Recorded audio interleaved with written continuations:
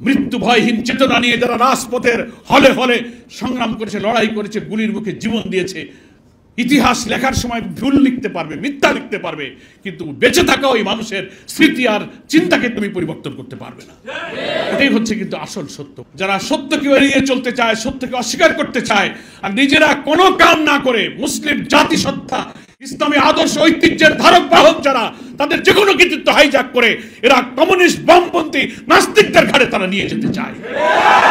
এই অপরিণামদর্শী যাত্রা থেকে আমাদের সভ্যতা, আমাদের বাংলাদেশ, আমাদের প্রজন্মকে রক্ষা করা হচ্ছে।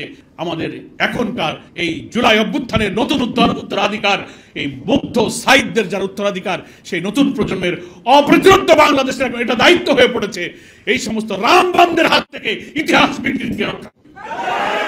আসসালামু আলাইকুম ওয়া রাহমাতুল্লাহি ওয়া বারাকাতুহু। রব্বুল আলামিন এটাই নিয়ামত হিসেবে আমাকে দিয়েছেন। মানুষও সৃষ্টি করেছেন, তাকে ভাষাও আল্লাহই শিক্ষা দিয়েছে, এটা মানুষের সৃষ্ট নয়। আর রহমান ও আল্লামাল কোরআন খলাকাল ইনসান আল্লামাহুল বায়ান, আল্লাহই বলছেন। দয়ালু আল্লাহর পরিচয় দিয়ে বলছেন, যিনি মানুষকে সৃষ্টি করেছেন সে মানুষকে কথা বলার ভাষাও তিনি শিক্ষা দিয়েছেন, আলহামদুলিল্লাহ। তো ফলে ভাষাটা কিন্তু মানুষের একটা জন্মগত অধিকার, এটার উপরে কোনো আঘাত করা যায় না, এই অধিকার কেড়ে নেওয়া যায় না, এটার উপরে জুলুম করা যায় না। তো বাংলাদেশ জামাত ইসলামী আমাদের এই প্রিয় জন্মভূমি বাংলাদেশে ভাষার অধিকারের উপরে যে দীর্ঘ আন্দোলনের ইতিহাস, তার যে ধারাবাহিকতা 52 থেকে নিয়ে 2024 পর্যন্ত এই দেশের মানুষের, এই দেশের নাগরিকদের অধিকার আদায়ের জন্য ভাষা আন্দোলনকেই আন্দোলনের সূতিকাগার, অধিকারের সূতিকাগার, বৈষম্যের বিরুদ্ধে আন্দোলনের সূতিকাগার মনে করে সব আন্দোলনে আমরা ইতিহাস যখন চর্চা করতে যাই, আমরা ভাষা আন্দোলনে কি বলি যে এটি হচ্ছে ভাষা আন্দোলনের ঐতিহাসিক ধারাবাহিকতা। আমরা স্বাধীনতা সংগ্রামকেও তা বলি, 90-এর গণ অভ্যুত্থানকেও তা বলি, আমরা 24-এর জুলাইয়ের ছাত্র গণ অভ্যুত্থানকে যখনই আমরা বিবৃত করতে যাই, তখনই কিন্তু তার সূচনা, তার বাতিঘর, তার আতুরঘর হিসেবে ভাষা সংগ্রামীদের বৈষম্যের বিরুদ্ধে সংগ্রামী আন্দোলনকেই ইতিহাসের একটা সূচনা হিসেবে আমরা কিন্তু উল্লেখ করি। বাংলাদেশ জামাত ইসলামী সবসময় এ জাতির সত্য ঘটনা, সত্য ইতিহাস, এ জাতির বীর সন্তানদের ঐতিহাসিক অবদানগুলো ধরে রাখার জন্য যে সমস্ত গুরুত্বপূর্ণ জাতীয় ইস্যু, জাতীয় দিবস পালন করে, তার মধ্যে ভাষা দিবস এটা একটা গুরুত্বপূর্ণ দিবস। ভাষার মাসে কিছু সত্য ইতিহাস, আমাদের আল্লাহর পক্ষ থেকে লাভ করা ভাষার নেয়ামতের অধিকার রক্ষার জন্য যে আন্দোলনের গৌরবোজ্জ্বল ইতিহাস তুলে ধরে আজকের এই সেমিনারের আয়োজন করেছেন। আমরা সেই সেমিনারে অংশগ্রহণ করতে পেরেছি একটা ভালো কাজে, একটা নেক কাজে, মানুষের কাছে সত্যের আবাহ পৌঁছে দেওয়ার জন্য এই সেমিনার একটা গুরুত্বপূর্ণ ভূমিকা রাখবে মহান আল্লাহর কাছে। সে কারণে আপনাদের সকলকে নিয়ে আমি আবারও শুকরিয়া জানাচ্ছি, আলহামদুলিল্লাহ। এটা আল্লাহ তাআলা আমাদের আশেপাশে এখানে তৌফিক দিয়েছেন। আমার পয়লা কথা হচ্ছে যে আজকের সেমিনারের যে শিরোনামটা খুবই যথার্থ, যে ভাষা আন্দোলন থেকে গণ অভ্যুত্থান। গণ অভ্যুত্থান বলতে আলটিমেটলি উনি 24-এর গণ অভ্যুত্থানকে মিন করেছেন। তো আমরা জানি বাংলাদেশের রাজনৈতিক আন্দোলনের 3টা প্রধান গণ অভ্যুত্থান হয়েছে। ভাষা আন্দোলন একটা তীব্র আন্দোলন ছিল, সেটা একটা গণজাগরণ, সেটা একটা গণ অভ্যুত্থান ছিল, কিন্তু সেই গণ অভ্যুত্থানে কোনো শাসকের পরিবর্তন হয়নি। 3টা গণ অভ্যুত্থানে কিন্তু শাসকের পরিবর্তন হয়েছে। 69-এ যে গণ অভ্যুত্থানটা হয়েছে, সেই 69-এর গণ অভ্যুত্থান ছিল তুমুল বৈষম্য বিরোধী, বঞ্চনা বিরোধী, স্বাধিকার অধিকারের পক্ষে এদেশের মানুষের, পূর্ব পাকিস্তানের এই অংশের মানুষের একটা বিপুল সংগ্রাম, বিপুল আন্দোলন, গ্রেফতার, হত্যা, নির্যাতনের কঠিন পথ মারিয়ে তদানীন্তন ওই সময়কার এদেশের মানুষ তখন কিন্তু একটা আন্দোলন এবং একটা অভ্যুত্থান তৈরি করেছিল। পাকিস্তানি শাসক গোষ্ঠী তখন কিন্তু পরাজয় বরণ করেছিল এবং সেই গণ অভ্যুত্থানের মুখে কিন্তু আইয়ুব খান পদত্যাগ করে ক্ষমতা হস্তান্তরে বাধ্য হয়েছে।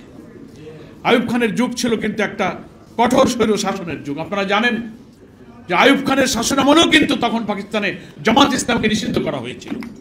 আদালতে লড়াই করে জামাত ইসলামকে সেখানে আবার বৈধতা অর্জন করে সেই পাকিস্তানি জামাত ইসলামকে রাজনীতি করতে হয়েছে। সংগ্রামী সুধীবৃন্দ, ফলে 69-এর গণ অভ্যুত্থানেও শাসকের পরিবর্তন হয়েছে, 90-এর গণ অভ্যুত্থান হয়েছে আর এক ঐতিহাসিক গণ অভ্যুত্থান। 69-এর যে গণ অভ্যুত্থানটা হয়েছিল, আমি তখন ক্লাস 6-এর ছাত্র, রাজনীতি অত বুঝি না, কিন্তু তুমুল আন্দোলন, বিক্ষোভ, মিছিলে মিছিলে উত্তাল, সংবাদপত্র, আমাদের যারা সিনিয়র ছিলেন, বড় ভাইয়েরা ছিলেন, চাচারা ছিলেন, বিশ্ববিদ্যালয় কলেজে পড়তেন, তাদের কাছে সেই আন্দোলনের সংগ্রাম মুখর দিনগুলোর আভাস পেতাম, রাজনীতি বুঝতে পারতাম না। কিন্তু 90-এর গণ অভ্যুত্থানে কিন্তু আমরা তখন অনেক রাজনীতি সচেতন। আপনারা এখানে যারা আছেন তারা নিশ্চয়ই 90-এর গণ অভ্যুত্থানে স্বৈরাচারী এরশাদ বিরোধী আন্দোলনের রাজপথে 6ই ডিসেম্বর কিভাবে জনগণের বিপ্লব হলো, জনগণ, সেনাবাহিনী, পুলিশ, প্রশাসন কিভাবে একটি স্বৈরাচারী শাসকের বিরুদ্ধে একাকার হয়ে যায়। 90-এর গণ অভ্যুত্থান ছিল তার এক বিরল দৃষ্টান্ত দুনিয়ার ইতিহাসে। এবং সেই অভ্যুত্থানও কিন্তু শাসক পরিবর্তন হয়ে তিনি পদত্যাগে বাধ্য হয়েছিলেন। আর একটা গণ অভ্যুত্থান যেটাকে আমরা জুলাই গণ অভ্যুত্থান বলি, ইতিহাসের আমি বলবো অত্যন্ত নিষ্ঠুর, নির্দয়, বর্বরতম পতিত ফ্যাসিস্ট এবং স্যাজিস্ট শেখ হাসিনা সেই গণ অভ্যুত্থানের মধ্য দিয়ে কিন্তু তাকে দুনিয়ার সমস্ত ফ্যাসিস্টদের পতনের ইতিহাসে এক লজ্জাস্কর ইতিহাস তৈরি করে বাংলাদেশ থেকে তাকে পালিয়ে যেতে হয়েছে। ফলে এই 69, 90 আর 24 তিনটা গণ অভ্যুত্থানে শাসকের পরিবর্তন হয়েছে। আপনারা জানেন সরকার পরিবর্তনের সাধারণত তিনটা পদ্ধতি থাকে। গণতান্ত্রিক বিশ্বে এই পদ্ধতি মেনটেন করা হয়। একটা হচ্ছে নির্বাচনের মাধ্যমে, জনগণের ভোটের মধ্য দিয়ে আমি একটা সরকারকে চাই না, জনগণের রায় মেনে নিলে, সেখানে যদি ডেমোক্রেসি থাকে, ফ্রি ফেয়ার ক্রেডিবল ইলেকশনের পরিবেশ থাকে, জনগণের রায়ের প্রতি শ্রদ্ধা দেখিয়ে অনেক স্বৈর শাসক, অনেক অত্যাচারী শাসক বিদায় নেয়। এটা একটা সিস্টেম। অনেক দেশে পার্লামেন্টারি সিস্টেম অফ ডেমোক্রেসি আছে, যার পথ ধরে শাসকের পরিবর্তন হতে পারে। আর একটা পদ্ধতি হচ্ছে গণ বিপ্লব, যেটা কোনো আদর্শের ভিত্তিতে মানুষের চিন্তা, কর্ম, গোটা প্রশাসন এবং চিন্তা দর্শনের গোটা পরিবর্তনের জন্য একটা ব্যাপক বিক্ষোভ আন্দোলন হয়। যে আন্দোলনে সেই সমাজের রাষ্ট্রযন্ত্রের, সাধারণ মানুষের, নাগরিকের, এভরি সেক্টর এবং এভরি সেক্টরের সমস্ত জনগণ কিন্তু সেই আন্দোলনে সামিল হয়ে সেই চিন্তা, সভ্যতা, দর্শন, শিক্ষা, সংস্কৃতির সব কিছুর শিকড়কে পরিবর্তনের টার্গেট করে একটা বিপ্লব পরিবর্তন হয়, সেটা একটা গণ বিপ্লব হয়। আর একটা হচ্ছে গণ অভ্যুত্থান। কোনো একটা ইস্যুকে কেন্দ্র করে রাজনৈতিক দল অথবা ছাত্র আন্দোলন যদি এমন একটা পরিস্থিতি তৈরি করতে পারে, সারা দেশের সব শ্রেণী পেশার মানুষ একটা সার্বজনীন আন্দোলনের রূপ নিয়ে কোনো একটা বিষয়তে একটা অন্যায় অসত্যের বিরুদ্ধে সংগ্রাম, একটা দাবির বিরুদ্ধে আন্দোলন করে, সেখানেও একটা কিন্তু পরিবর্তন ঘটে, যেটা ঘটেছে আমাদের 24-এর গণ অভ্যুত্থানে। আমরা এটাকে এখনো বিপ্লব বলি না। কেন বিপ্লব বলি না? কারণ এই বিপ্লব তখনই আমরা এটাকে বলতাম এই গণ অভ্যুত্থানের মধ্য দিয়ে নতুন অর্জিত যে বাংলাদেশ, শাসকের পরিবর্তনের পরে প্রশাসন, রাষ্ট্র, সংস্কার, শিক্ষা, সংস্কৃতি, মানুষের মনস্তাত্ত্বিক অবস্থার সর্ব জায়গায় যে সার্বজনীন পরিবর্তন প্রয়োজন ছিল, আমরা অভ্যুত্থান হয়েছে, শাসকের পরিবর্তন হয়েছে, কিন্তু মানুষের মনস্তাত্ত্বিক, সভ্যতার, রাজনীতির, শিক্ষার, চিন্তার, চরিত্রের কোনো পরিবর্তন আমরা করতে পারি। সেই কারণে এটাকে আমরা অভ্যুত্থান পর্যন্তই বলি, আমরা এখানে গণ বিপ্লব আমরা এখনো বলিনি। বিপ্লব হয়েছিল ইরানে, রেজা শাহ পাহলভি স্বৈর শাসকের বিরুদ্ধে। ইরানের বিপ্লবী জনগণ, তাদের সাথে আমাদের আদর্শিক আকিদাগত পার্থক্যের ভিন্নতা আলাদা, কিন্তু আমি বলছি রেভলিউশনের স্পিরিটটা ইরানি জনগণ এমনভাবে বুলেট, গুলি, অনেক স্বৈর শাসকের পরাশক্তির বিরুদ্ধে এমনভাবে তারা রাস্তায় নেমে গেল, ইরানের সভ্যতা, ইরানের শিক্ষা, ইরানের সংস্কৃতি, ইরানের তমদ্দুন সবকিছুকে বদলে দিয়ে ইরান কিন্তু সেই 79-এর বিপ্লবের পর থেকে আজ 2024 পর্যন্ত একই চিন্তা আদর্শের ধারকের উপরে গোটা রাষ্ট্র প্রশাসন যন্ত্র তার মনস্তাত্ত্বিক পরিবর্তন হয়ে ইরান কিন্তু বিশ্বের বুকে মাথা উঁচু করে দাঁড়িয়ে আছে। এটাকেই বলে একটা বিপ্লব। তো আমরা আজকে প্রবন্ধকর 52 থেকে নিয়ে 24 পর্যন্ত বলেছেন, যত অভ্যুত্থান হয়েছে, যত পরিবর্তন, সেটা শাসকের হোক, চিন্তার হোক, রাজনীতির হোক, অত্যাচারী শাসকের হোক, এই পরিবর্তনের পেছনে যে শক্তি, সেই শক্তিকে তিনি প্রবন্ধকর অপ্রতিরোধ্য বাংলাদেশ নাম দিয়ে সেই অভ্যুত্থানের শক্তিকে তিনি চিহ্নিত করেছেন, চিন্তিত করেছেন। এটা হচ্ছে অপ্রতিরোধ্য বাংলাদেশ। অপ্রতিরোধ্য আমরা কাকে বলি? যা প্রতিরোধ করা যায় না, যাকে ঠেকানো যায় না, যাকে বাধা দেয়া যায় না। ঠিকই 69-এর বাংলাদেশকে স্বৈরাচার আইয়ুব সরকার কিন্তু বাধা দিতে পারেনি। 90-এও কিন্তু স্বৈরাচারী এরশাদ সেদিনকার রাস্তাঘাটে অত্যাচারী শাসকের বিরুদ্ধে যে মুষ্টিবদ্ধ বাহুতে মানুষের স্লোগানে উচ্চারিত যে স্লোগান, এক দফা এক দাবি, এরশাদ তুই কবে যাবে, ব্যাপক জনগণের আন্দোলন, সচিবালয় থেকে সচিবরা নেমে এসেছে, সেনাবাহিনী, পুলিশ, রাইফেল, অস্ত্র নীরবে দাঁড়িয়ে থেকে জনগণকে রাস্তায় স্যালুট দিয়েছে। এটা একটা গণ অভ্যুত্থান ছিল। এটার নাম হচ্ছে অপ্রতিরোধ্য। যে বিপ্লবের চেতনা, যে বিপ্লবের গতিধারা, যে বিপ্লবের প্রবাহকে কখনো বাদ দিয়ে আটকানো যায় না। বাদ যত দাও, সে বাদ আন্দোলনের তুমুল ধাক্কায় বাদ ভেঙে চুরমার হয়ে যায়। এটাকে বলা হয় অপ্রতিরোধ। এবং 24-এর জুলাইয়ের গণ অভ্যুত্থানে কিন্তু আমরা সেই দৃশ্যই কিন্তু দেখেছি। কি অবিস্মরণীয়, বিস্ময়কর দৃশ্য। বাংলাদেশের সব গণ অভ্যুত্থান, সব পরিবর্তন, সব আন্দোলনের ইতিহাসকে ম্লান করে দিয়ে আমাদের সোনার ছেলেরা, 2000 তরুণ ছাত্রের জীবন, প্রায় 30,000 ছাত্র জনতার ক্ষত বিক্ষত, আহত হওয়ার চিহ্ন নিয়ে যারা বেঁচে আছেন তারা যে বিরল দৃষ্টান্ত দুনিয়াতে স্থাপন করেছেন এরকম দেখা যায় না। একটা ছোট্ট শিশু কোলে নিয়ে মা আন্দোলনের রাজপথে নেমে এসেছেন, বৃদ্ধা নেমে এসেছেন, একজন ভিক্ষুক কাজের মেয়ে বাড়ি থেকে শরবত বানিয়ে বোতলে বোতলে করে আন্দোলনের সংগ্রামী নেতাদেরকে পানি পান করাচ্ছে, পানির কার্টুন নিয়ে নিয়ে মুগ্ধদের মতো তার উত্তরসূরীরা রাস্তায় রাস্তায় পিপাসার্ত তৃষ্ণার্ত আন্দোলনকারীদেরকে পানি পান করাচ্ছে। বাড়ি থেকে, দোতলা থেকে, তিনতলা থেকে নানান রকম সাহায্য নিয়ে রাজপথে লক্ষ লক্ষ মানুষ একাকার হয়ে গেছে। এই আন্দোলন কোনো দলের ছিল না, কোনো শ্রেণীর ছিল না, কোনো গোষ্ঠীর ছিল না। এই আন্দোলনের দৃশ্য দেখে মানুষ ভাবছিল যে এবার কিছু একটা হবে। কি বলেন, ঠিক কিনা? এর আগের 15-16 বছর মানুষ হতাশ হয়েছে, মনে হয় এত আন্দোলন, 14, 18, 24 আমরা ভোট দিতে পারলাম না, সব বড় বড় নেতাদের ধরতেছে, গ্রেফতার করতেছে, মামলা দিচ্ছে, ফাঁসি দিচ্ছে, তোমরা আর পারবা না।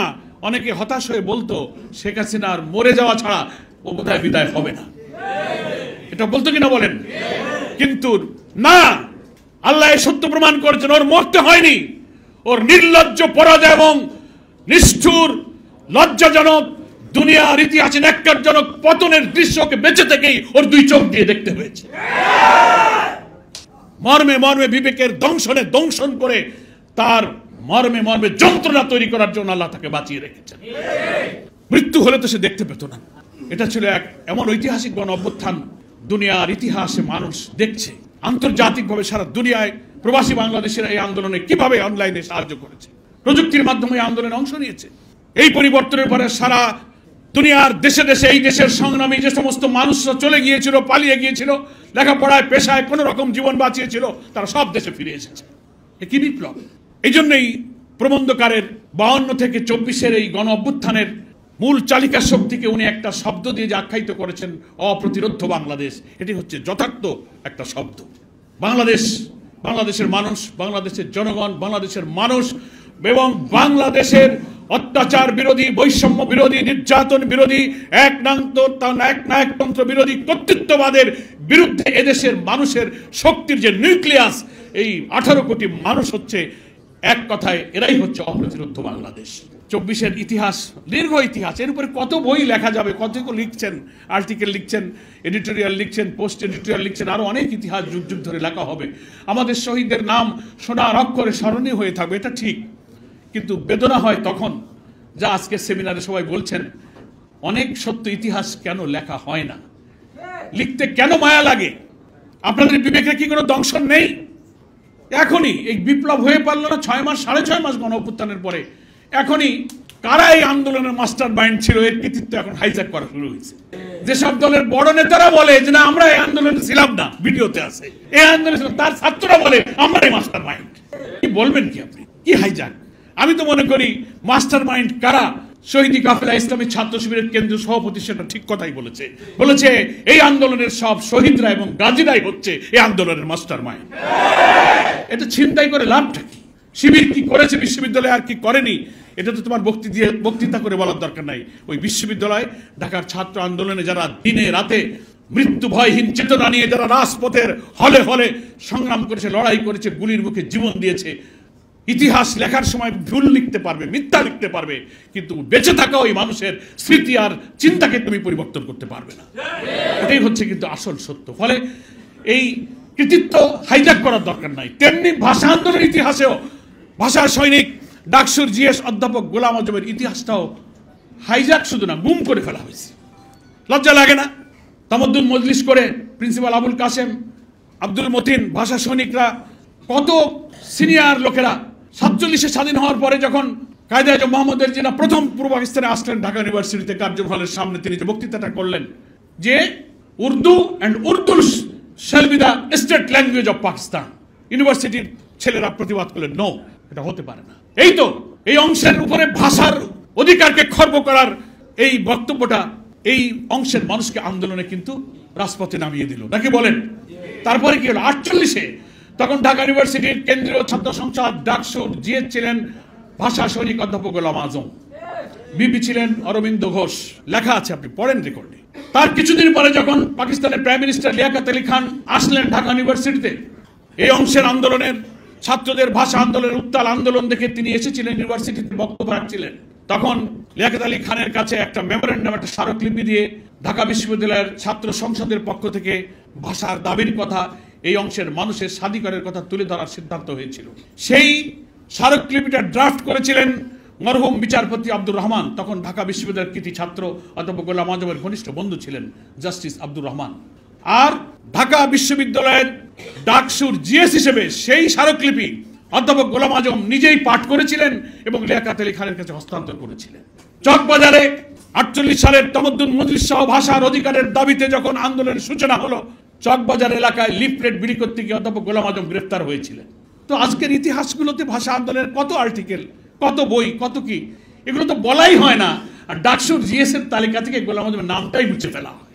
তো এখন বাংলাদেশের কোনো বুদ্ধিজীবী, ভাষা সৈনিক অনেকে চলে গেছেন, এই কথাটা, এই সত্যটা কেন বলেন না?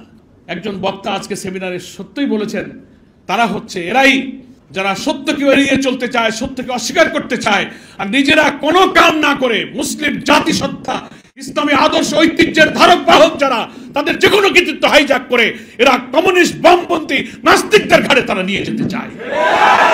এই অপরিণামদর্শী যাত্রা থেকে আমাদের সভ্যতা, আমাদের বাংলাদেশ, আমাদের প্রজন্মকে রক্ষা করা হচ্ছে। আমাদের এখনকার এই জুলাই অভ্যুত্থানের নতুন উত্তরাধিকার, এই মুগ্ধ সাহিত্যের যারা উত্তরাধিকার, সেই নতুন প্রজন্মের অপ্রতিরোধ্য বাংলাদেশের এখন এটা দায়িত্ব হয়ে পড়েছে এই সমস্ত রামবামদের হাত থেকে ইতিহাস বিকৃতিকে রক্ষা। ঢাকা ছিল বাংলা সাহিত্য, ভাষা এবং সংস্কৃতির রাজধানী।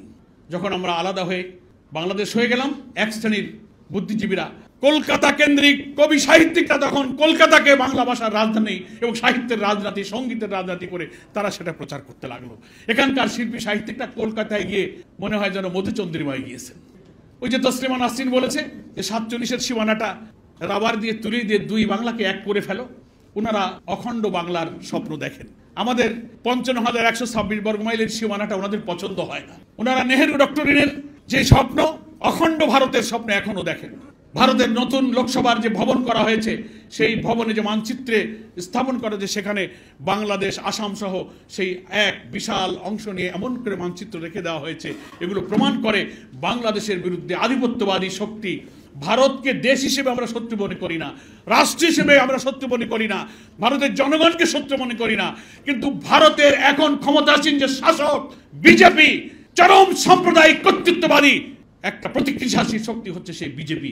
তারাই এদেশের মুসলিম জাতিসত্তার বিরুদ্ধে, ইসলামী শক্তির বিরুদ্ধে, ইসলামী মূল্যবোধের বিরুদ্ধে, আমাদের অখণ্ডের স্বাধীন সীমানার বিরুদ্ধে ওরাই সবসময় ষড়যন্ত্র করে। আর এই দেশে আধিপত্যবাদের কিছু দোসর আছে, ফ্যাসিস্টদের কিছু দালাল আছে, কিছু সেবাদাস আছে, ওখানকার খুদকুড়ো খায়, পেইড বুদ্ধিজীবী, পেইড এডিটর, কিছু মিডিয়া হাউস আছে, নানান দিক থেকে তাদের মান্না সালোয়া আসে, আর ওখানকার গুণগান গায়। বাংলাদেশের যত গণমাধ্যম, সাংবাদিকতা যারা করছেন, তারা আপনারা আমাদের ভাই, এদেশের নাগরিক, আপনারা দেশপ্রেমিক, আমরা বিশ্বাস করি। কিন্তু আপনাদের কোনো ভূমিকা, কোনো কথা, কোনো লেখনী, কোনো কথা যদি আধিপত্যবাদী শক্তির পক্ষে যায়, যারা আমাদের স্বাধীন সীমানাকে বরদাস্ত করে না, আমাদের পানি দিতে চায় না, আমাদের বর্ডার কিলিং করে, কানেক্টিভিটির নামে আমাদের রাস্তার উপর দিয়ে, দেশের বুকের উপর দিয়ে তারা অন্যায়ভাবে তাদের অসৎ উদ্দেশ্য চরিতার্থ করতে চায়, হাজার হাজার লক্ষ লক্ষ কোটি টাকার বাণিজ্য বৈষম্যের মধ্য দিয়ে তারা তাদের অর্থনীতি, রাজনীতি, ব্যবসা সবকিছু তাদের মর্জিতে আমাদের চলতে হবে। আর আপনাদের লেখনীতে যদি তাদের ইচ্ছা পূরণ হয়, বুঝতে হবে আপনারা কাদের সেবাদাস, কাদের দোসর। এই ব্যাপারে দেশপ্রেমিক হতে হবে গণমাধ্যমকে। বিদেশে বন্ধু থাকবে আমাদের, কিন্তু বিদেশে আমাদের কোনো প্রভু থাকবে না। আমাদের প্রধানমন্ত্রী কে হবে, নির্বাচনে কে যাবে আর যাবে না, তা যদি একটা দেশের পররাষ্ট্র সচিব এসে এখানে উকালতি করে, এরা কি বন্ধু? এরা হচ্ছে শত্রু, এরা প্রভুত্বের ভূমিকা পালন করে। প্রফেসর ডক্টর ইউনূস একজন নোবেল বিজয়ী, একজন দেশপ্রেমিক আমরা মনে করি। তিনি ক্ষমতা দখল করে দেশ শাসনের আকাঙ্ক্ষা নিয়ে এখানে আসেননি।